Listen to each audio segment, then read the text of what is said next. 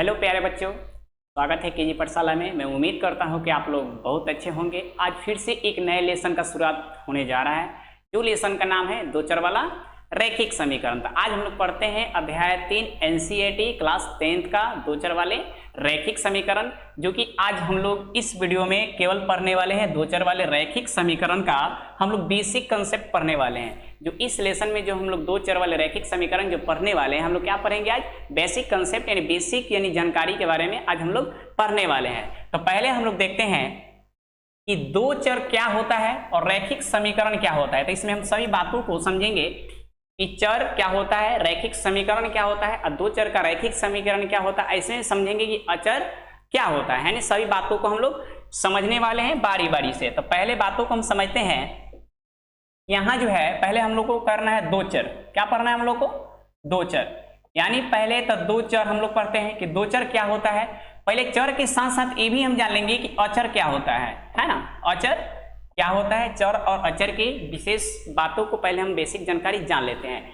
ध्यान देंगे कि जो चर राशि होती है इसको हम बोलते हैं A B C dot dot X Y Z. इसको बोलते हैं चर राशि। इसको क्या बोलते हैं? चर राशि। किसको? चर राशि A B C X Y Z को हम क्या बोलते हैं? चर राशि। मैंने वैसे मान जिसका मान हमेशा क्या हो? बदलता हो। हमेशा मान क्या हो? बदलता हो। हमेशा देखिएगा तो यहाँ पर जो होगा आपका x का, y का, z का मान हमेशा क्या आएगा?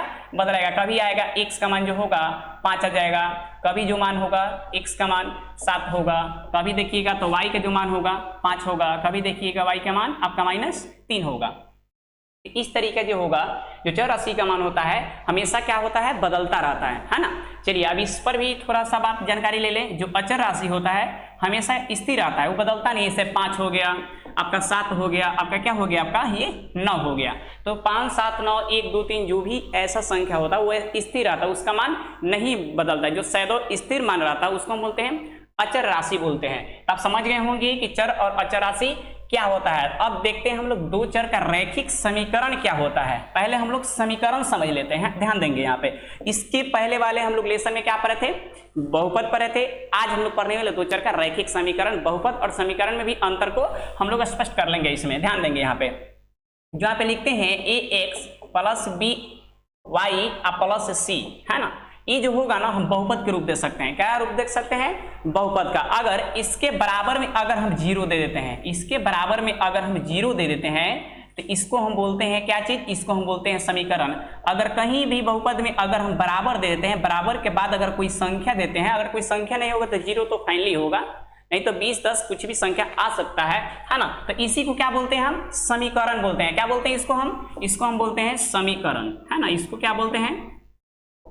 समीकरण बोलते हैं। अगर इसको बराबर और 0 हटा दें तो ये क्या हो जाएगा आपका? ये बहुपद हो जाएगा। अब समझते हैं कि दो चर जो होता है, दो चर कौन कौन सा चर होगा सर? नहीं, इस बातों को हम ध्यान देते हैं। तो ध्यान देंगे यहाँ पे। मान लीजिए कि कोई चर जो होगा एक का x मान लीजिए, एक का y मान लीजिए। यही मान लीजिए कि दो आपका क्या है? आपका दो चर राशि है ना। दो आपका चर राशि है। तो हम लोग का रैखिक समीकरण पढ़ना है।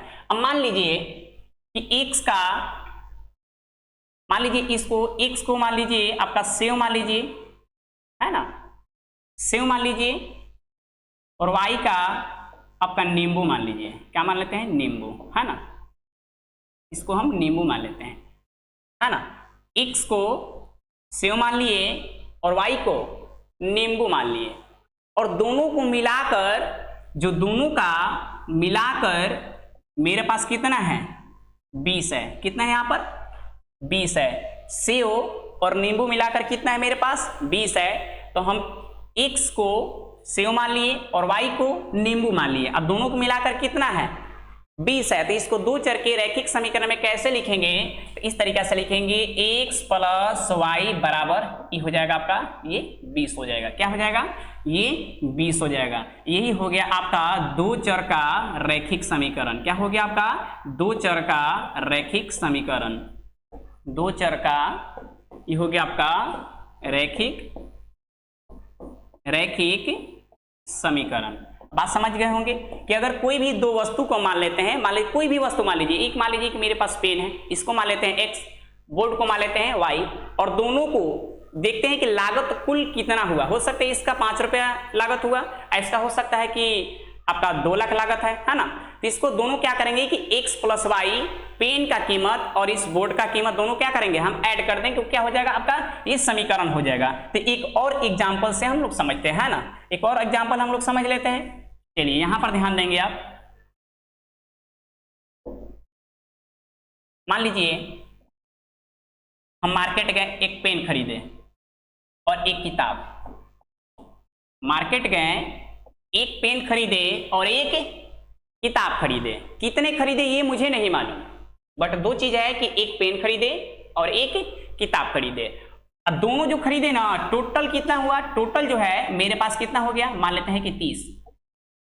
पेन की संख्या और किताब की संख्या जोड़ने के बाद कितना हो गया आपका, ये 30 हो गया। तो यहाँ पे मानेंगे कि माना कि जो पेन का है जो संख्या है एक समान लेंगे, और जो किताब का जो संख्या है इसको क्या मान लेंगे हम, y मान लेंगे। क्या मानेंगे, y मानेंगे। अच्छा दोनों का संख्या है कितना है आपका 30 है, यानी जो x की संख्या और y की संख्या हम क्या करेंगे, दोनों संख्या जोड़ देंगे तो यहाँ पर कितना हो जाएगा, यहाँ पर आपका 30 होगा। बट ये हमको मालूम नहीं कि x का संख्या कितना है, y का संख्या कितना है।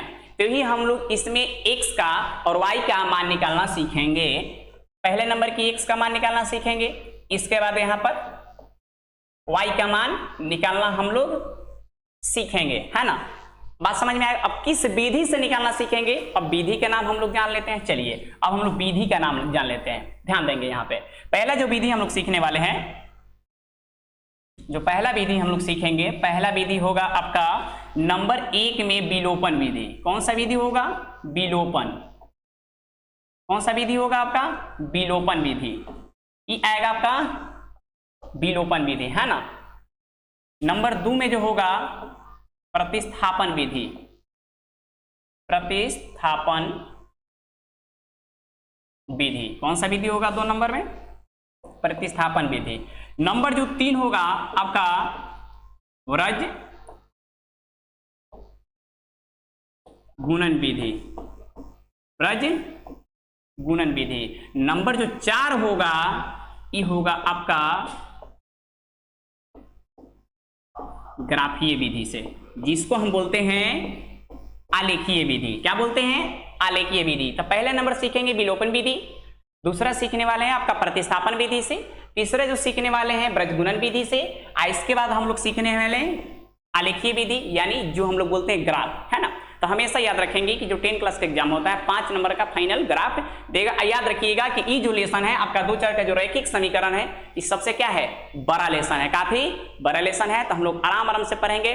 इस वीडियो में पहले हम बेसिक जानकारी पढ़ लेते हैं, इसके बाद वाले वीडियो में हम लोग क्वेश्चन हल करना सीखेंगे। चलिए तो इस पर हम टिप्पणी करने वाले हैं बहुत ही जल्द। अब आगे बढ़ते हैं, है ना। पहले तो है कि विलोपन विधि पढ़ने वाले हैं, दूसरा है प्रतिस्थापन विधि, तीसरा आपका है ब्रजगुणन विधि, और चौथा पढ़ेंगे आलेखीय विधि। चलिए नेक्स्ट हम लोग बढ़ते हैं आगे, है ना। देखिए पहले तो समझ लेते हैं कि 2 चर वाले रैखिक समीकरण क्या होता है। पहले 2 चर का रैखिक समीकरण परिभाषा भी हम लिख चुके हैं और समझा भी चुके हैं। चलिए यहाँ जो दिया है कि युग्म समीकरण जिसको ax plus by plus c बराबर 0 के रूप में रखा जा सकता है, युग्म समीकरण, है ना। चलिए जहां a b और c वास्तविक संख्याएं है और a और b दोनों क्या है, शून्य नहीं है। अगर मान लेते हैं कि a और b और दोनों हम शून्य कर देते एक सवाई क्या होगा आपका, शून्य हो जाएगा, है ना। चलिए यहाँ जो होगा आपका 2 चरों x और y में एक रैखिक समीकरण कहलाता है। x और y में क्या कहलाता है, एक रैखिक समीकरण कहलाता है। प्रतिबंध जैसे a और b दोनों शून्य नहीं है, हम प्रायः a square plus B square not equal to 0 के रूप में लिख सकते हैं, से प्रदर्शित भी कर सकते हैं, है ना। चलिए अब देखिए यहाँ पर 2 चरों वाले रैखिक समीकरण ax plus by plus c बराबर 0 का प्रत्येक हल, यानी क्या होगा, प्रत्येक हल x y इस समीकरण को निरूपित करने वाली रेखा के एक बिंदु के संगत होता है, और क्या होता है, विलोमतः भी ऐसा होता है। तो यहाँ पे इसमें भी सीखेंगे कि जो x y होगा इसको हम क्या बोलेंगे और y को भी हम लोग क्या बोलेंगे। तो देखिए यहाँ जो है आप ध्यान देंगे, यहाँ मान लीजिए कि क्या, चलिए इसको भी हम लोग समझ लेते हैं, x और y भी हम लोग अच्छे से समझ लेते हैं। मान लीजिए कि यहाँ पर कार्तीय तल में स्थित कोई कर्तीय तल में दो रेखा स्थित है ना। ये मान लीजिए आपका x डैश होता है, ये आपका x होता है, ये जो होता है आपका y डैश होता है, और यहाँ पर जो होगा आपका y होगा। मूल बिंदु जो होगा आपका क्या होगा, 0 कोमा आपका क्या होगा 0,0 होगा। ये है आपका x अक्ष, ये क्या है आपका x अक्ष, ये क्या है आपका y है ना, इसको बोलते हैं y अक्ष। नीचे होगा निगेटिव और बाएं की तरफ निगेटिव होगा और दाएं की तरफ क्या होगा पॉजिटिव, और इसके ऊपर जो होगा क्या होगा, इसको हम बोलते हैं ऊर्ध्वाधर रेखा। इसको क्या बोलते हैं, ऊर्ध्वाधर रेखा। इसको बोलते हैं क्षैतिज, जो छाया के रूप में होता है, इसको बोलते हैं क्षैतिज रेखा। कभी भी याद रखेंगे कि हमेशा जो होता है x अक्ष पर, याद रखेंगे कि x अक्ष पर हमेशा y का मान क्या होता है, यहाँ पर 0 होगा। मान लीजिए कि जब भी हमेशा ध्यान देंगे कि मूल बिंदु होगा 0 कोमा क्या होगा 0 होगा। बाकी जब भी हम x अक्ष पर अगर हम चलते हैं, मान लेते हैं कि अगर हम इस पर चलना प्रारंभ करते हैं तो हमेशा y का मान क्या होगा, स्थिर होगा, यानी 0 होगा, है ना। अगर इसी को अगर हम बोले कि अगर हम y अक्ष पे चलते हैं, y अक्ष पर चलते हैं तो हमेशा x का मान क्या होगा 0 होगा, हमेशा x का मान क्या होगा 0 होगा। ये भी ध्यान देंगे कि x को जो y है, x को बोलते हैं भुज, क्या बोलते हैं भुज, और y को क्या बोलते हैं हम कोटि। याद रखेंगे इसलिए कि परीक्षा में कोई ऐसा साल नहीं है कि भुज और कोटि से क्वेश्चन आपका नहीं है, तो हमेशा याद रखेंगे कि x को भुज बोलते हैं और y को क्या बोलते हैं हम कोटि बोलते हैं। यानी ऐसा इस तरीके से क्वेश्चन आएगा कि लिख देगा कि 2,4 में भुज का मान होगा, तो भुज का मान कितना है यहाँ पर, x की जगह पर कितना है यहाँ पर 2 है, तो भुज का मान आपका 2 हो जाएगा। यही पूछेगा कि सर कोटि का मान कितना हो जाएगा, तो कोटि का मान क्या होगा यहाँ पर 4 हो जाएगा, है ना। तो आप अच्छे से समझ गए होंगे। चलिए हम नेक्स्ट की ओर हम लोग बढ़ते हैं। ये भी आप लोग पढ़े होंगे। अब देखिए यहाँ पर क्वाड्रेंट भी इसमें पढ़े होंगे, जो ज्यामिति में हम लोग पढ़ने वाले हैं, तो हम लोग ज्यामिति में बात करेंगे क्वाड्रेंट के बारे में, यानी चतुर्थांश के बारे में। चलिए नेक्स्ट हम लोग पढ़ते हैं। अब हम लोग को पढ़ना है कि रैखिक समीकरण युग्म के प्रकार, है ना। पहले हम ये भी पढ़ लेते हैं युग्म का प्रकार, इसके बाद हम लोग प्रतिस्थापन विधि, विलोपन विधि हम लोग सभी पढ़ने वाले हैं। तो पहले ध्यान देंगे कि पहले जो दिया है कि रैखिक समीकरणों का संगत युग्म, दूसरा है कि रैखिक समीकरण का असंगत युग्म, अब तीसरा दिया है कि रैखिक समीकरण का आश्रित युग्म, है ना। तीनों पर ध्यान देंगे। अब ध्यान दीजिएगा कि कोई भी मान लीजिए कि कोई भी समीकरण आपका a1x plus b1y plus c1 बराबर 0, इसको समीकरण 1 हो गया आपका है। दूसरा a2x plus b2y plus c2 बराबर 0, इसका समीकरण क्या हो गया आपका 2 हो गया।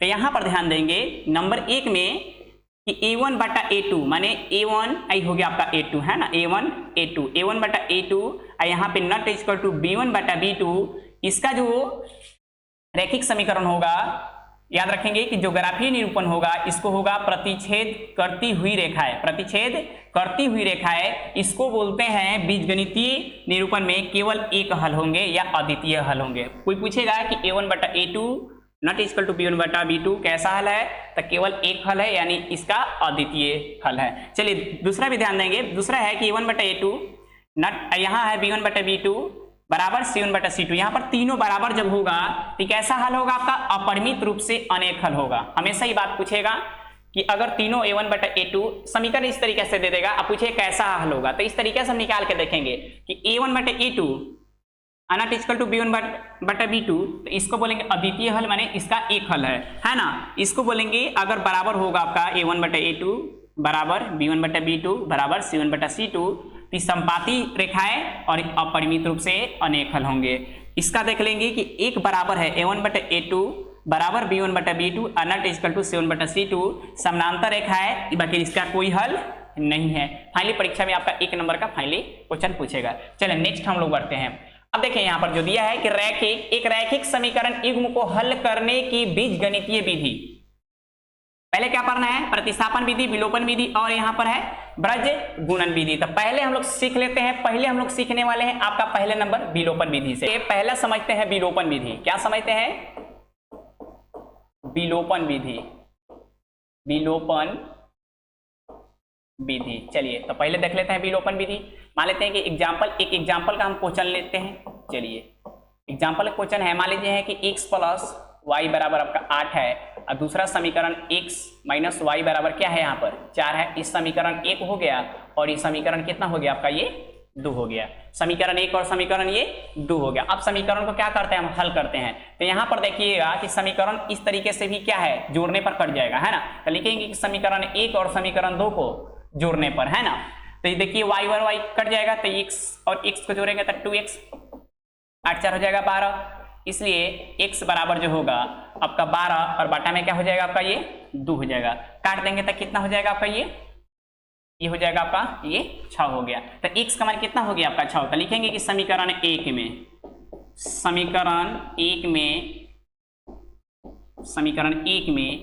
x का मान रखने पर, तो समीकरण 1 कहां पर है, यहाँ है x प्लस वाई बराबर कितना है, यहाँ पर 8 है। x के जगह पर आप 6 रख दीजिए, है ना। चलिए यहाँ पर हो गया x के जगह 6 प्लस वाई बराबर हो गया 8। इसलिए y बराबर जो होगा 8 माइनस प्लस 6 है, तो इधर आकर माइनस 6 बराबर कितना हो गया 2। तो यहाँ पर हो गया आपका y के मान 2 हो गया और कितना हो गया x का मान 6 हो गया। तो लिखेंगे कि अभिष्ट मान, अतः अभिष्ट मान आपका कितना हो गया, तो 6 और कोमा यहाँ पर 2, तो 6 कोमा कितना हो गया आपका 2, आंसर राइट हो गया। तो इस तरीके से जो हम बनाते हैं ना, विलोपन विधि से बनाते हैं। कौन से विधि से बनाते हैं, विलोपन विधि से बनाते हैं। अभी इसी को हम क्या करते हैं, देखिए यहाँ पर जो है 6 कोमा कितना है, यहाँ पर 6 कोमा 2 आंसर लिख देते हैं ना।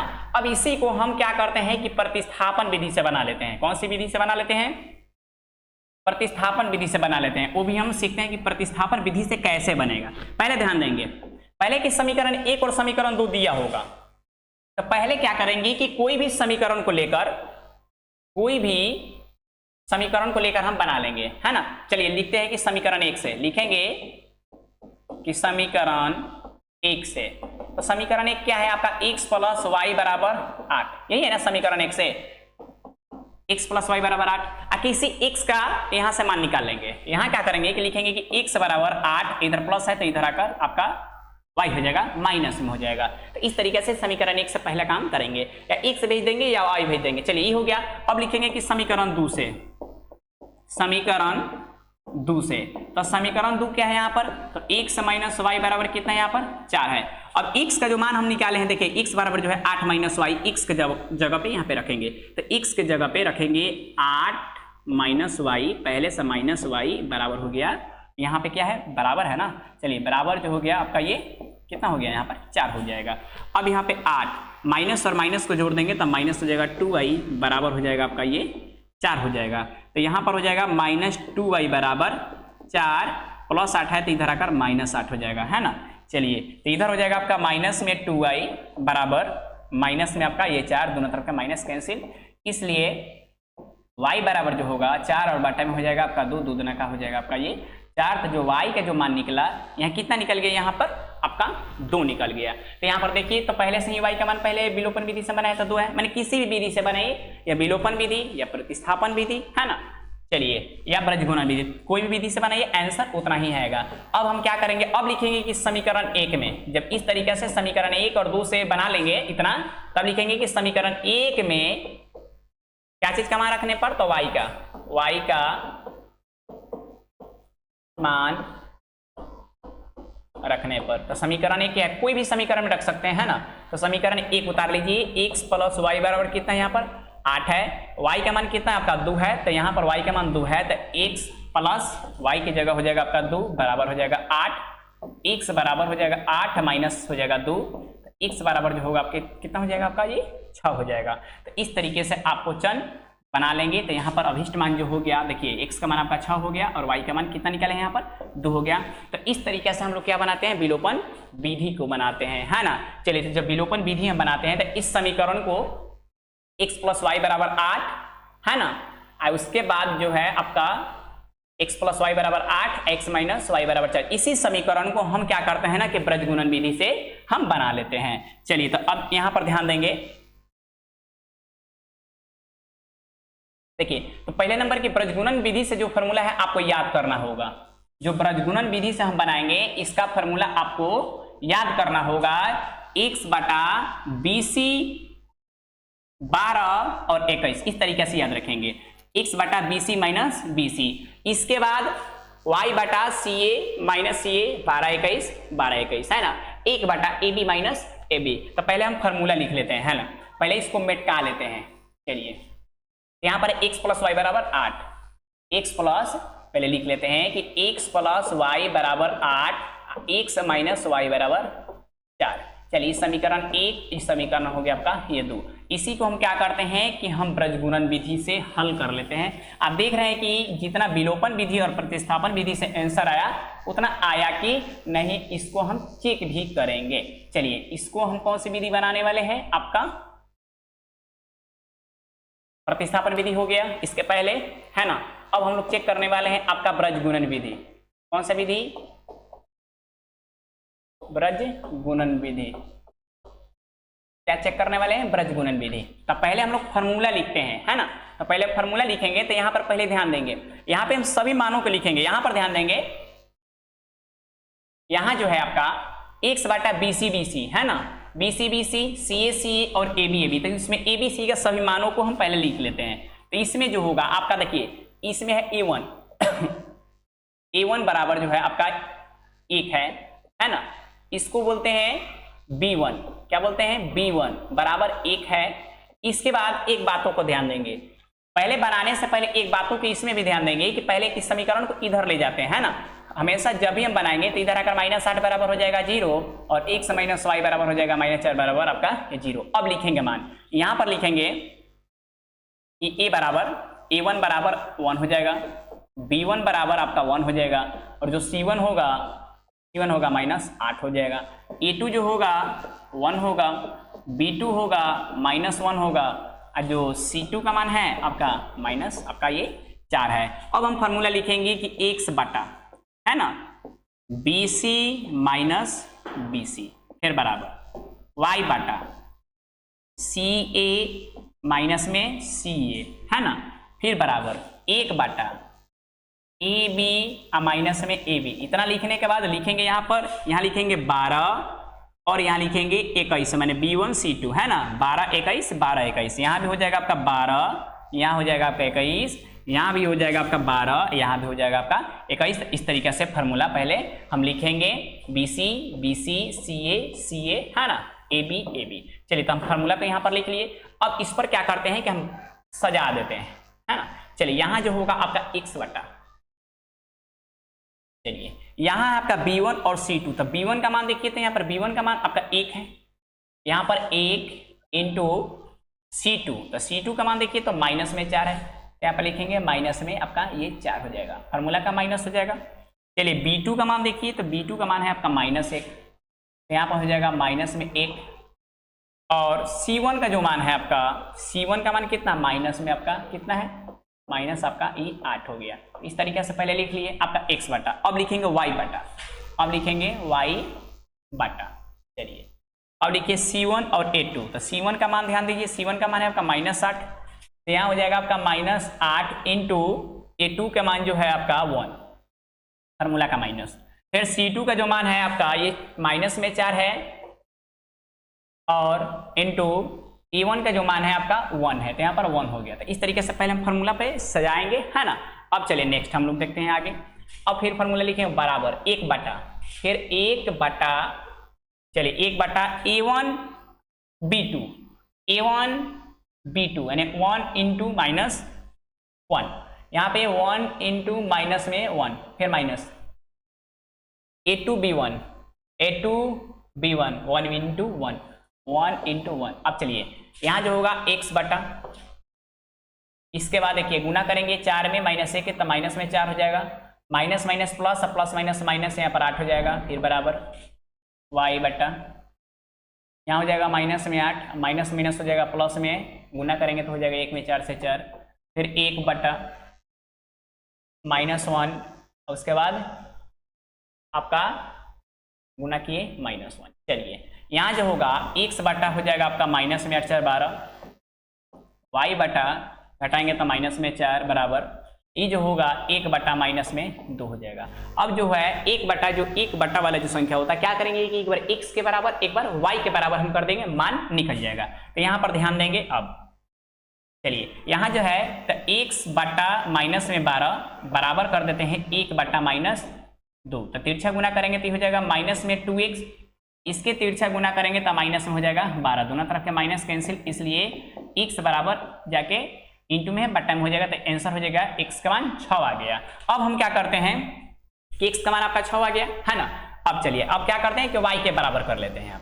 यहाँ पर ध्यान देंगे तो यहाँ पर हो जाएगा आपका y का मान, तो y का मान यही ना, y बटा में कितना है आपका माइनस में 4 है, बराबर में आपका 1 बटा माइनस में 2 है, तिरछा गुना करेंगे तो माइनस में आपका 2 आया, इधर तिरछा गुना करेंगे तो कितना होगा माइनस में 4, माइनस माइनस कैंसिल, y बराबर क्या होगा 2 दूना का 4, ये भी कैंसिल है ना। तो यहाँ पर y का मान आपका 2 आ गया, x का मान क्या आ गया आपका 6 आ गया है ना। यानी तीनों भी विधि से हम लोग चेक कर लिए। पहला कौन सी विधि चेक किए हैं, विलोपन विधि से है ना, दूसरा चेक किए हैं प्रतिस्थापन विधि से, और तीसरा जो हम लोग चेक किए क्या चेक किए हैं हम लोग ब्रज गुणन विधि से। अब इसके बाद वाले जो हम लोग वीडियो में हम लोग जो भी चीज पढ़ेंगे क्वेश्चन पढ़ने वाले है ना। चलिए तो 3.1 हम लोग क्वेश्चन पढ़ने वाले इसके बाद वाले वीडियो में है ना। तो वीडियो अगर अच्छा लगा हो तो एक बार लाइक शेयर सब्सक्राइब जरूर कीजिए। हम लोग तीनों विधि हम लोग पढ़ लिए है ना। चलिए तो तीनों विधि तो हम लोग पढ़ लिए, इसके बाद वाले में हम लोग क्वेश्चन पढ़ने वाले हैं है ना।